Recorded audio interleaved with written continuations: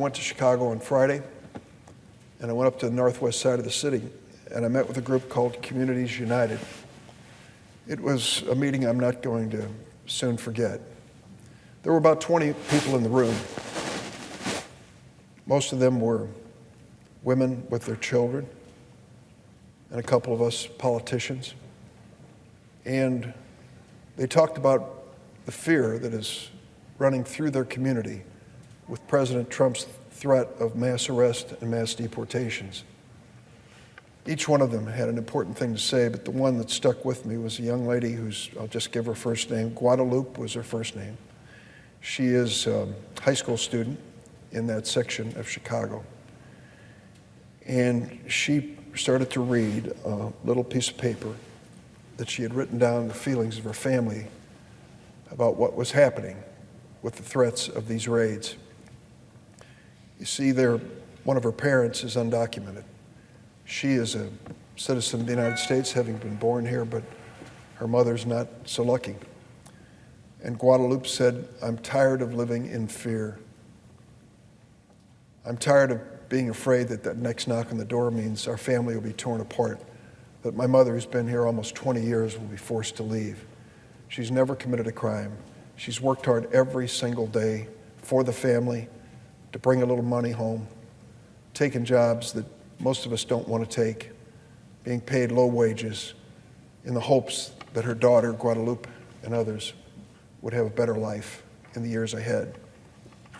I remember that meeting because that was just the beginning of a weekend filled with meetings just like that, all across that great city of Chicago, particularly among the Hispanic population.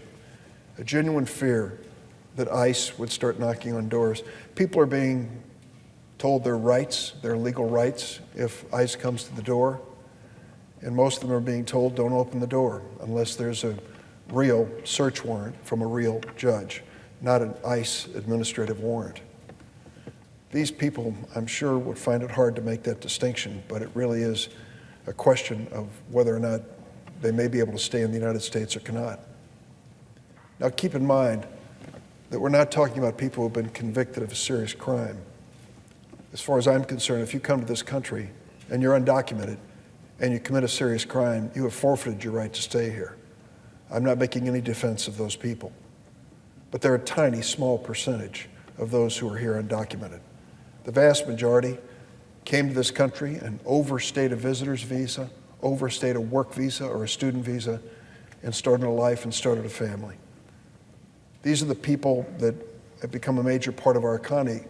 Of the 11 million undocumented in this country, 8.5 million actually work. They're employed. They pay taxes. But they're not officially or legally part of our economy. Yet they're all subject to the mass arrest and deportation which President Trump has threatened. As a presidential candidate, Donald Trump regularly used inflammatory anti-immigrant language. You'll remember most of these quotes because they were said over and over again. Donald Trump said, "The Mexican government is forcing their most unwanted people into the United States. They are, in many cases, criminals, drug dealers, and rapists."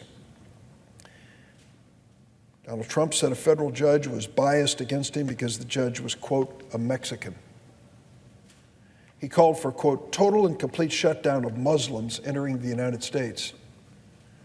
He attacked a family I've come to know, Kazir and Ghazala Khan, the Muslim American parents of an American soldier who was killed in the line of duty. This Gold Star family gave their son to this country in defense of it and were ridiculed because they disagreed with President Trump. For the last 2.5 years, President Donald Trump has continued to use divisive language. On January 11th, 2018, I heard it personally.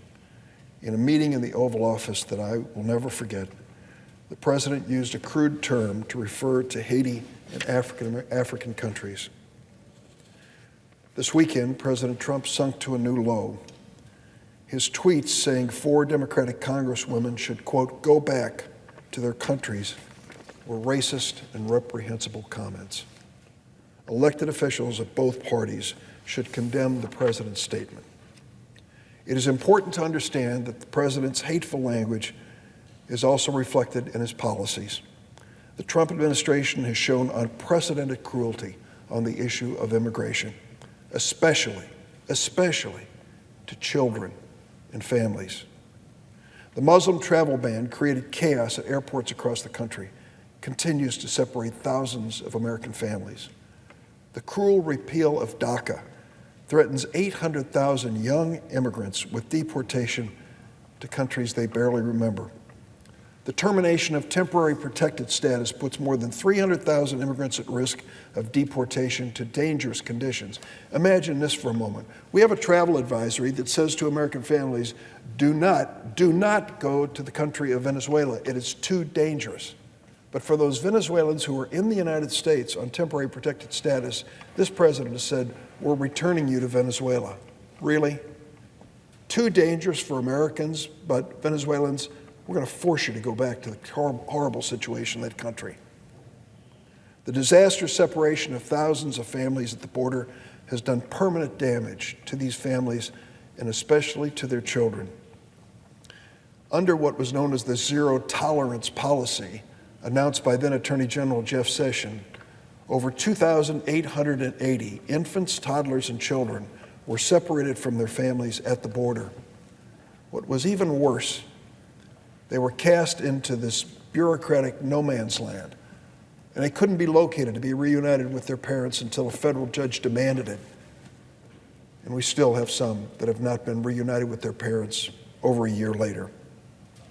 The inhumane overcrowding in migrant detention facilities that the DHS Inspector General found was, quote, an immediate risk to the health and safety of detainees and DHS employees was so bad that after I personally witnessed it, I joined with 20 other Democratic senators in writing to the International Red Cross asking for them to send in a team to investigate American detention facilities. I never thought I would do that. This president is threatening now mass arrest and deportation of millions of immigrants who've committed no crime and pose no threat to the security and safety of this country. That has created rampant fear, as I mentioned, in Chicago and across the nation.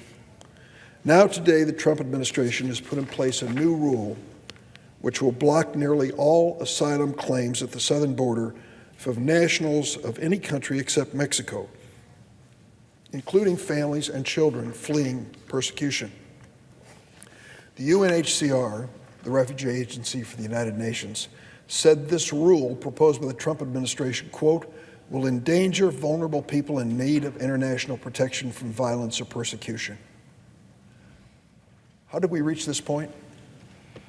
Well, during World War II, we made a fateful decision in the United States to turn away hundreds who were fleeing Europe.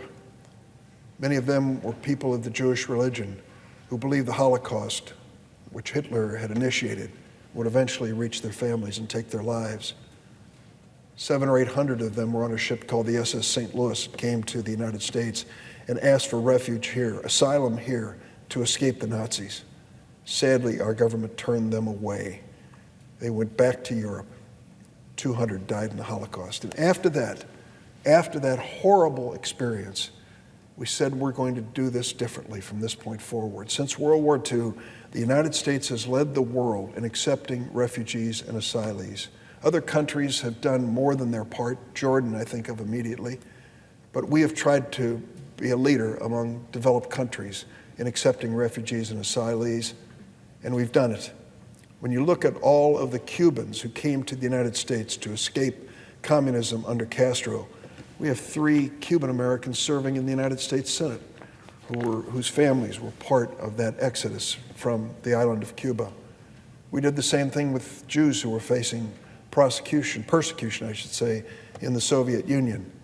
We did it as well after the Vietnam War, when those Vietnamese who had stood by American soldiers and risked their lives were given refuge in the United States. The list goes on, and it reflects on who we are as a nation. We screen those who come in, but we say that our doors are open to give them a second chance in life and the protection of the United States. That was what we did from World War II until the election of Donald Trump as President of the United States. Now he has turned back the clock. We're back in the SS St. Louis era, when we are turning away refugees who are simply coming here, trying to find some safe place to be. America is better than this. We can keep our nation safe and respect our heritage as a nation of immigrants. We can have a secure border and abide by our international obligations to protect refugees fleeing persecution, as we have done on a bipartisan basis for decades. The reality is that President Trump's cruel and ineffective policies on immigration have made our southern border much less secure than when he took office. The president's obsession with his almighty border wall, to be paid for by the Mexicans, as he suggested, led to the longest government shutdown in the history of the United States. 35 days, paralyzing agencies of government, ironically paralyzing immigration courts that were supposed to process the people presenting themselves at the border. More refugees have been driven to our border because the president has shut down legal avenues for migration and blocked all assistance to stabilize Northern Triangle countries of El Salvador, Guatemala, and Honduras. There is also a gaping leadership vacuum at the Trump administration's Department of Homeland Security. Madam President, in less than 2.5 years, there have already been 4 different people heading this department. Every position at the Department of Homeland Security with responsibility for immigration or border security is now held by a temporary appointee, and the White House has not even submitted nominations to fill these positions. The Republicans have tried to blame Democrats for the president's failure to secure the border, but Democrats have tried to work on a bipartisan basis to solve this crisis. In February, after the president finally agreed to end the longest government shutdown in history, Congress passed an omnibus appropriations bill that included $414 million for humanitarian assistance at the border. When I hear Vice President Pence and others saying we were begging the Democrats to give us money for the border, we did. $400 million in February. Then last month, Congress passed an emergency supplemental appropriations bill with $4.6 billion of additional funding to alleviate overcrowding at detention facilities and provide the basics: food, supplies, and medical care. Last year, before the border crisis began, Senate Democrats supported a bipartisan agreement from centrists in both caucuses that included robust border security funding, dozens of provisions to strengthen border security. We put this together last year. It was a compromise. I didn't like parts of it, but it's the nature of this Senate that you can't get everything you want. You've got to do the best you can to solve a problem. We had a bipartisan solution. This was a chance last year for the president to step up and accept a bipartisan approach. The president rejected it, threatened to veto it. Instead, he wanted to push for his hardline, get tough immigration report instead. The Senate rejected the president's bill, his proposal, with a strong bipartisan supermajority. It was that unpopular and unworkable. 6 years ago in 2013, I was part of a gang of 8 senators, 4 Democrats, 4 Republicans, who wrote comprehensive immigration reform legislation. It passed the Senate 68-32. Unfortunately, the Republicans who control the House of Representatives refused to even consider the bill. The acting DHS Secretary, Kevin McAleenan, recently said that if our 2013 bill had been enacted into law, quote, we would have a very different situation. We would be a lot more secure at our border. That's what he says now about a bill that we passed 6 years ago. Republican Senator Lamar Alexander of Tennessee, who supported the 2013 bill, said, quote, if that bill became law, most of the problems we're having today we'd not be having. There are ways to deal with this in a sensible, bipartisan way. Our comprehensive bill did that. Getting tough, threatening a wall, cutting off foreign aid has backfired on this president. It has created failure when it comes to immigration. The Democrats have introduced the Central American Reform and Enforcement Act as a comprehensive response to our current border crisis. Let me tell you the highlights. It addresses root causes in the Northern Triangle countries that drive migrants to flee. It cracks down on traffickers exploiting migrants. It provides for in-country processing of refugees and expands third-country resettlement so that migrants can find safe haven without making that dangerous, expensive trip to our border. It eliminates immigration court backlogs so that asylum claims can be processed quickly. It expands the use of proven alternatives to detention, like family case management, so that immigrants know their rights and show up for court. Democrats stand ready to work on smart, effective, and humane border security policies. But we need our Republican colleagues to condemn President Trump's cruel campaign against families and children and to work with us on a bipartisan basis.